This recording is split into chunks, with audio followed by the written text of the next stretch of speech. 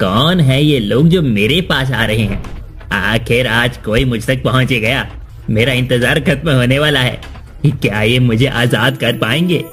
सतपुड़ा के घने जंगल में जहाँ एक पुरानी कुटिया है और उस कुटिया में एक बड़ा ही विचित्र लेकिन बेहद सुंदर सा आईना है, जो ना जाने क्यों दिन रात किसी के आने का बेसब्री से इंतजार कर रहा है। लेकिन क्यों? आखिर इस आईने का रहस्य है क्या? आरव और आशा जो सतपुड़ा के जंगलों में अपने दोस्तों के साथ घूमने आए थे, जो रास्ता भटक जाते हैं और उस पुरानी कुटिया के पास पहुंच जाते हैं। आरव, ये जगह बहुत अजीब लग रही है, हमें यहाँ नहीं रुकना चाहिए। अरे नहीं, ये जगह अजीब नहीं है, ये कुटिया है। कुटिया के अंदर आ जाओ, कुटिया के अंदर आ जाओ। आरव, ऐसा लग रहा है इस कुटिया में से अजीब सी आवाज आ रही है। चलो इस जगह से जल्दी चलो। डरने की कोई बात नहीं है आशा। देखो, वहां रोशनी भी दिखाई दे रही है। शायद उस कुटिया में कोई रहता हो। नहीं आ रहा, मुझे बहुत डर लग रहा है। हमें यहाँ नहीं रुकना चाहिए। देखो ना, यहाँ पर ना बिजली है ना ही कुछ और, फिर उस कुटिया में वो रोशनी कैसी? हाँ आशा, हमें पता लगाना होगा कि वो रोशनी आखिर आ कहाँ से रही है। आरव, हमें कुछ पता नहीं करना है, तुम बस यहाँ से चलो। आशा, तुम बेवजह डर रही हो। सोचो, इस जंगल में कोई तो रहता होगा जिसने कुटिया बनाई होगी। हाँ हाँ आशा, आरव की बात मान लो, एक बार इस कुटिया में आ तो जाओ। आरव, हो सकता है ये कोई जादुई कुटिया हो, तुम मेरी बात क्यों नहीं मान लेते? आशा, तुम भी समझने की कोशिश करो। जंगल में रहना ठीक नहीं, यहाँ हमें कोई भी खूंखार जानवर खा सकता है। कुटिया में कम से कम हम ठीक तो रहेंगे। अगर कुछ गड़बड़ नहीं हुई तो देखो ना, वहाँ रोशनी है, इसका मतलब वहाँ कोई तो है। चलो, अब यहाँ कोई जानवर आए इससे पहले निकल लो यहाँ से। आईने से एक तेज चमकीली रोशनी निकल रही थी और वो रोशनी उस जादुई रहस्यमय आईने की थी, जो आरव को अपनी तरफ आकर्षित कर रहा था। आशा, हमें कुटिया के अंदर जाना ही चाहिए। इस घने जंगल में रुकने से तो अच्छा है कि हम कुटिया के अंदर चलते हैं। लेकिन आरव, मुझे बहुत अजीब सा डर लग रहा है अंदर जाने से। आशा, इस घने भयानक जंगल में भटकने से तो अच्छा यही है कि हम उस कुटिया में चले जाएं। तुम कहते हो तो ठीक है आरव, हम चलते हैं। और फिर दोनों उस कुटिया के दरवाजे पर पहुंचते हैं। तभी आरव कहता है, हाँ आशा, देखो मेरे फोन में नेटवर्क भी आने लगे हैं। क्या पता कुटिया के अंदर जाते ही शायद मेरे फोन में पूरे नेटवर्क आने लगे। हाँ आरव, मेरे फोन में भी नेटवर्क आने लगा है, लेकिन फोन कनेक्ट नहीं हो रहा है। चलो अब हम अंदर चलते हैं, शायद फोन कनेक्ट हो जाए। आरव और आशा उस कुटिया के अंदर चले जाते हैं। कुटिया में रखा आईना जैसे सब कुछ देख रहा था। देखो आशा, ये जो आईना है, जो चमक बाहर से आ रही थी ना, वो इसी आईने की है। हाँ आरव, इसकी चमक तो दूसरे शीशे से बिल्कुल अलग है। आरव उस आईने को देखकर उसकी तरफ खींचा चला जाता है और आईने की तरफ अपना हाथ बढ़ाता है। तभी आशा कहती है, आरव, ये आईना कितना सुंदर है, मैंने कभी इतना सुंदर आईना नहीं देखा। ये तो ऐसे लग रहा है जैसे इसमें जान हो, जैसे अभी बोल पड़ेगा। हाँ हाँ आशा, सचमुच ये तो बहुत ही सुंदर है। मैं अभी इसको साफ किए देता हूँ। आरव आईने को साफ करने के लिए हाथ बढ़ाता है। जैसे ही वो इसे छूता है, आईना चमकने लगता है और उसमें से आवाज आती है, कौन हो तुम और यहाँ क्यों आए हो? ये आईना बोल रहा है। हाँ, मैं देख रहा हूँ, लेकिन तुम कौन हो और इस आईने में कैसे फंसे हो? मैं राजा विक्रम हूँ। मुझे एक दुष्ट जादूगर ने इस आईने में कैद कर दिया है। राजा? लेकिन राजा आईने में क्यों? ये एक लंबी कहानी है। अगर तुम मेरी मदद करोगे तो मैं तुम्हें बाहर निकालने का रास्ता दिखा सकता हूँ। हाँ हाँ, हमें बताओ, हम तुम्हारी कैसे मदद कर सकते हैं? सदियां बीत गई जब मैं एक महान राजा हुआ करता था। मेरी प्रजा मुझसे बहुत प्रेम करती थी, लेकिन एक दिन एक दुष्ट जादूगर ने मेरी रियासत पर हमला कर दिया। मैंने उसका सामना किया और उसे हरा भी दिया, लेकिन उसने मेरी पीठ पीछे वार किया, मुझे अपने जादू से इस आईने में कैद कर दिया। ना जाने कौन सी सदी है, मेरे वीरपुर के वासी ना जाने किस हाल में होंगे। उस दुष्ट राक्षस ने ना जाने उन भोले भाले लोगों के साथ क्या किया होगा। लेकिन अब इस आईने के अंदर कैसे गए और अब इससे बाहर कैसे आओगे? उसके लिए मुझे उस जादूगर को हराना होगा। जो कि मैं इस आईने में रहकर कभी नहीं कर सकता। तो हम क्या कर सकते हैं आपके लिए? क्या तुम सचमुच मेरी मदद करना चाहते हो? आप एक अच्छे राजा और एक अच्छे इंसान हैं। आपके लिए हमें काम जरूर करेंगे, लेकिन हमें करना क्या होगा? तो क्या हम उस जादूगर को हराकर आपको आजाद कर सकते हैं? हाँ, लेकिन वह जादूगर बहुत ताकतवर है। तुम्हें उसकी गुफा में जाना होगा और उसका जादुई तिलिस्म तोड़ना होगा। राजा जी, हम आपकी मदद जरूर करेंगे, बस आप हमें ये बताइए कि हमें उस जादूगर तक पहुंचना कैसे है। उस तिलिस्मी जादूगर तक पहुंचने का रास्ता बहुत ही डरावना है। तुम्हें बहुत संभल कर वहां तक जाना होगा। वहां तक पहुंचना इतना आसान नहीं। राजा जी, हम आपके और आपके राज्य के लिए इस डरावने रास्ते से भी गुजरने को तैयार हैं। हमें वो रास्ता बताइए। और फिर आईने में कैद राजा उन्हें उस जादूगर तक पहुंचाने का रास्ता बताता है। आरव और आशा आईने के बताए रास्ते पर चल पड़ते हैं। जंगल के अंदर उन्हें कई खतरों का सामना करना पड़ता है। आरव, कोई जंगल इतना खतरनाक भी हो सकता है, ये मैंने कभी नहीं सोचा था। ये रास्ता तो सचमुच बहुत डरावना है। डर मत आशा, अगर राजा विक्रम को बचाना है तो हमें ये हिम्मत दिखानी होगी। और फिर अचानक रास्ते में उन्हें एक विशाल सांप रोकता है। कौन हो तुम? और इस रास्ते पर क्यों आए हो? हम राजा विक्रम को बचाने आए हैं, हमें जाने दो। अगर तुम मेरी पहेली का जवाब दे सको तो मैं तुम्हें जाने दूंगा। कौन सी पहेली? सुनो, ऐसी चीज जो तुम्हारे पास हमेशा रहती है पर तुम उसे देख नहीं सकते। ये परछाई हो सकती है। आरव, ये सांस है। सही जवाब। जाओ, तुम्हारा रास्ता साफ है। लेकिन जैसे ही आशा और आरव आगे जाने के लिए बढ़ते हैं, सांप उनके पैरों में लिपट जाता है और वो दोनों जोर जोर से चीखने लगते हैं। हमने तो सही जवाब दिया, फिर हमें क्यों पकड़ा? तुम दोनों बहादुर तो बहुत हो। मैं बस देख रहा था कि तुम कहीं डर कर वापस ना चले जाओ। जाओ बच्चों, मैं तुम्हें आशीर्वाद देता हूँ। सफल होकर लौटना। और वो दोनों उत्सुकता से आगे बढ़ते रहते हैं। तभी उन्हें एक बड़ी सी गुफा नजर आती है। वो देखो, वहाँ बड़ी सी गुफा नजर आ रही है, जैसा कि आईने में कैद राजा जी ने बताया था, बिल्कुल वैसे ही है। हाँ आशा, ये गुफा तो बिल्कुल वैसे ही है। चलो हम अंदर चलते हैं। आशा और आरव जैसे ही अंदर जाने के लिए अपने पैर उठाते हैं, वैसे ही वहाँ पर ढेर सारे चमगादड़ उन पर हमला कर देते हैं। तभी वहाँ पर एक बूढ़ी औरत आती है जो उन चमगादड़ों को भगा देती है और वो आशा और आरव से कहती है, कौन हो तुम दोनों और इस जंगल में क्या कर रहे हो, वो भी इस गुफा के आसपास? अरे तुमने यहाँ आने के बारे में सोचा भी कैसे? जानते नहीं ये गुफा किसकी है? अम्मा, हम जानते हैं कि गुफा किसी और की है और हम इस गुफा के जादूगर को खत्म करने के लिए यहाँ पर आए हैं। क्या तुम्हें पता भी है तुम क्या बोल रहे हो? इस जादूगर को कोई भी खत्म नहीं कर पाया है, तो तुम क्या करोगे? अरे उसने तो ना जाने कितने लोगों को खत्म कर दिया है। इस जंगल के आसपास के सभी गांव यहाँ आकर मुर्गों और बकरों का चढ़ावा चढ़ाते हैं और चले जाते हैं। सभी इस जादूगर से बेहद डरते हैं। लेकिन तुम दोनों यहाँ क्या सोच कर आ गए? अम्मा, हमें राजा विक्रम ने यहाँ भेजा है। इस दुष्ट जादूगर ने उन्हें भी बंदी बनाकर रखा है। क्या राजा विक्रम? राजा जी जीवित हैं? कहाँ है हमारे राजा? अरे इस जादूगर ने उन्हें धोखे से मार दिया था। मैं उन्हीं के राज्य की सेविका हूँ। राजा जी विक्रमपुर राज्य में राज करते थे, जो इस सदी से बहुत पीछे है। मैं भी विक्रमपुर की ही निवासी हुआ करती थी।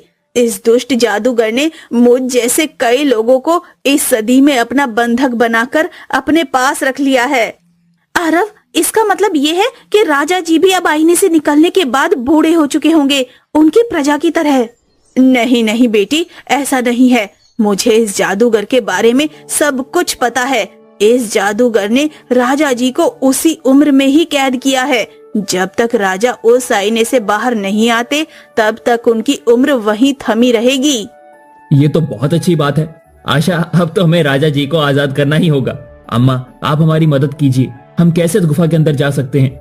हाँ बेटा, अपने राजा को आजाद करने में मैं तुम्हारी मदद करूंगी। अब चाहे इसके लिए मुझे मरना ही क्यों ना पड़े। देखो, रात के समय यहाँ उल्लू पहरा देते हैं। ध्यान रखना, उल्लू से बचना आसान नहीं है, और अभी उल्लू बस आते ही होंगे। बेटा, ये उल्लू कोई आम उल्लू नहीं है, ये इंसानों से भी बड़े दिखने वाले उल्लू हैं। तुम उन्हें देखकर बिल्कुल मत डरना, और हाँ, उनकी आंखों में आंखें डालकर उन्हें प्यार से देखना। उल्लू तुम्हें अपना समझ लेंगे और तुम इस गुफा के अंदर जा सकते हो। ठीक है अम्मा, हम यही करेंगे। अब हमें जल्दी करना चाहिए, हमें सूर्योदय से पहले ये काम करना ही होगा। तभी थोड़ी देर में वहाँ ढेर सारे उल्लू आ जाते हैं, और वो उल्लू इंसानों से काफी बड़े होते हैं, जिन्हें देखकर आशा और आरव डर जाते हैं। आरव, उनकी आंखों में देखो, प्यार से देखो, मुस्कुराकर। अम्मा ने हमें बताया था, हम जितना प्यार से इन्हें देखेंगे, ये उतना हमें अपना समझेंगे। इनसे नजरें मत हटाओ आरव। और सच में अम्मा ने जो कहा था वही हुआ। उल्लू उन्हें अपना समझने लगते हैं और उनके पास बड़े ही प्यार से आ जाते हैं और गुफा के दरवाजे से उनके लिए हट जाते हैं। लेकिन जैसे ही वो गुफा के दरवाजे को छूते हैं, उन्हें एक तेज करंट महसूस होता है और वो दोनों काफी दूर जाकर गिर जाते हैं। तभी वहाँ पर अम्मा आ जाती हैं। बेटा, इस दुष्ट जादूगर ने हर जगह जादू का जाल बिछा रखा है। इसे जरूर ये एहसास हो गया है कि कोई इस तक पहुंचने वाला है। बेटा, हमें कुछ और सोचना होगा। इस दरवाजे के खोलने का कोई ना कोई रहस्य तो जरूर होगा। तो अम्मा, फिर अब हमें क्या करना चाहिए? तुम चिंता मत करो बेटी, मैं अभी ध्यान लगाकर देखती हूँ कि क्या उपाय हो सकता है इस गुफा के अंदर जाने का। और फिर अम्मा ज्ञान की मुद्रा में बैठ जाती हैं और कुछ देर बाद अचानक से अपनी आंखें खोलती हैं। क्या हुआ अम्मा, आप एकदम से घबरा क्यों गई हैं? बेटा, इस दरवाजे को खोलने के लिए किसी एक इंसान की बलि देनी होगी। क्या? आप ये क्या कह रही हैं? माँ, मुझे बहुत डर लग रहा है। चिंता मत करो बेटा, अब समय आ गया है अपने राज्य के लिए जान देने का। मैं बहुत खुशकिस्मत हूँ कि मुझे ये मौका मिला है। मैं अपने राज्य के लिए समर्पण करने में अपनी बलि देती हूँ और ये दरवाजा अपने आप खुल जाएगा। नहीं अम्मा, ये आप क्या कर रही हैं? आप क्यों अपनी बलि देंगी? हम कोई और रास्ता ढूंढते हैं। बेटा, अब कोई और रास्ता नहीं है, समय बहुत कम है। तुम लोगों को जल्दी अंदर जाना चाहिए। मेरी चिंता मत करो, वैसे भी ये बूढ़ा शरीर अगर अपने राज्य के लिए काम आएगा तो इससे बड़ी खुशकिस्मती मेरे लिए क्या होगी। मैं तुम दोनों के आगे हाथ जोड़ती हूँ, मुझे ये बलि देने दो ताकि तुम हमारे राजा विक्रम को आजाद कर सको। मैं तुम दोनों को अपना आशीर्वाद देती हूँ। ऐसा कहते हुए अम्मा पास बनी नदी में कूद जाती है और अपनी जान दे देती। और तभी अचानक जादूगर की गुफा का दरवाजा खुलने लगता है। आशा वहीं पर रोने लगती है, लेकिन आरव उसे समझाता है कि इस वक्त हमें गुफा के अंदर जाना बहुत जरूरी है, हमें हिम्मत नहीं हारनी है। और दोनों जादूगर की गुफा में पहुंचते हैं, जहां चारों तरफ अंधेरा होता है और जादूगर ध्यान में बैठा है। कौन है ये नासमझ जो मेरी गुफा में घुस आए हैं? हम राजा विक्रम को आजाद कराने आए हैं। मूर्ख, तुम जैसे बच्चों से मैं नहीं डरता। तुम्हें अंदाजा भी है कि मैं कौन हूँ? हाँ, तुम एक पाखंडी हो, अपनी जादुई शक्तियों से लोगों का राज्य छीनते हो। तुम एक बहुत बुरे जादूगर हो। ए लड़की, तुझे पता भी है तू किसके सामने खड़ी है? अभी तुझे यहीं भस्म कर देता हूँ, समझी? राजा विक्रम को आजाद कर दो, वरना ये तिलस्मी पत्थर जिसमें तुम्हारी जान बसती है, हम इसके टुकड़े टुकड़े कर देंगे। तुम्हें ये चमकीला पत्थर कहाँ से मिला? वापस दो मुझे मेरा पत्थर। जादूगर खड़ा होकर आशा और आरव से वो पत्थर छीनने की कोशिश करता है। तभी आशा चिल्लाते हुए कहती है, आरव, राजा जी ने कहा था कि जादूगर के कमंडल में इस पत्थर को डालना है जिसमें उसकी जान बसती है। तुम जल्दी से वो पत्थर कमंडल में डालो। आरव, जल्दी करो। आरव उस पत्थर को कमंडल में डालने के लिए अपनी पूरी जान लगा देता है और जादूगर उसे रोकने की बहुत कोशिश करता है। तभी आशा आरव के हाथ से उस पत्थर को छीनकर जादूगर के कमंडल में डाल देती है और जैसे ही वो पत्थर कमंडल में जाता है, जादूगर वहीं भस्म हो जाता है और पूरी गुफा काले धुएं से भर जाती है। जादूगर जादू करके उन्हें रोकने की बहुत कोशिश करता है, लेकिन आशा की बुद्धिमानी से वे उसके जादू को तोड़ देते हैं। आरव, राजा जी ने एक और बात कही थी कि जादूगर की राख भी हमें साथ लानी होगी और ये जादू उसी से खत्म होगा। हाँ आशा, मैं ये उठाता हूँ। आरव, जल्दी करो, सूरज ढलने वाला है, इसके पहले हमें राजा जी तक पहुँचना होगा। और फिर आरव ने जल्दी जल्दी जादूगर की राख इकट्ठी करनी शुरू कर दी और वो दोनों वहाँ से निकल जाते हैं। वो दोनों उस आईने के पास पहुँचते हैं। आरव, जल्दी से राख निकालो, हमें ये राख आईने पर मलनी होगी, जल्दी करो। और आरव जल्दी से थैले में से राख निकालता है और दोनों मिलकर उस राख को पूरे आईने पर मल देते हैं। तभी आईने में से तेज रोशनी निकलती है और उस रोशनी में से निकलते हैं राजा विक्रम। तुम दोनों ने जो साहस दिखाया उसके लिए मैं तुम्हारा आभारी हूँ। मैंने कभी भी नहीं सोचा था कि मैं इस जादुई आईने से आजाद हो पाऊंगा। मैं हमेशा तुम्हारा आभारी रहूंगा।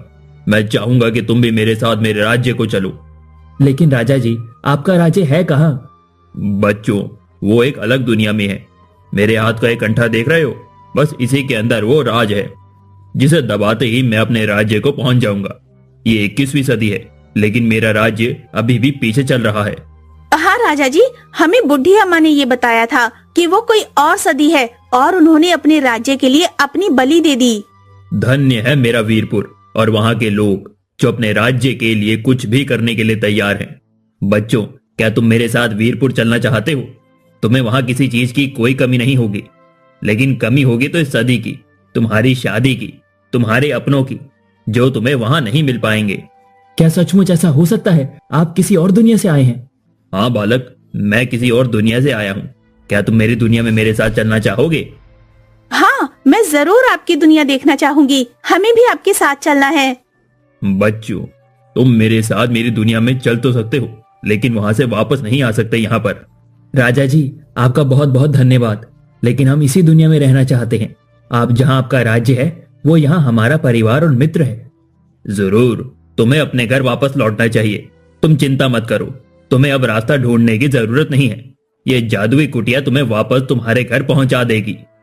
राजा विक्रम उन्हें धन्यवाद देते हैं और कुटिया उन्हें सुरक्षित उनके घर पहुंचा देती है। राजा अपने राज्य में सुरक्षित पहुंच जाते हैं। राज्य के लोग राजा को वापस पाकर बहुत खुश होते हैं और आरव और आशा भी अपने घर पहुंच जाते हैं।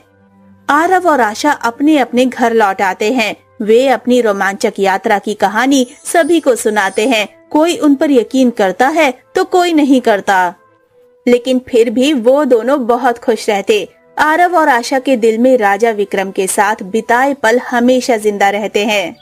आरव, मैं सच कहूँ ना तो मुझे बहुत खुशी है कि मैंने किसी की मदद की। हाँ आशा, एक अच्छे राजा की मदद करके मुझे भी बहुत खुशी मिली। ऐसा लगता है मैं आगे भी ऐसा ही काम करता रहूं। हाँ, अब हम दोनों साथ मिलकर ऐसे ही सभी की मदद करते रहेंगे। इससे जो खुशी और सुकून मिलता है वो कहीं और नहीं मिलता। सही कहा आशा। और दोनों खुशी खुशी ऐसे ही सभी की मदद करते रहते हैं।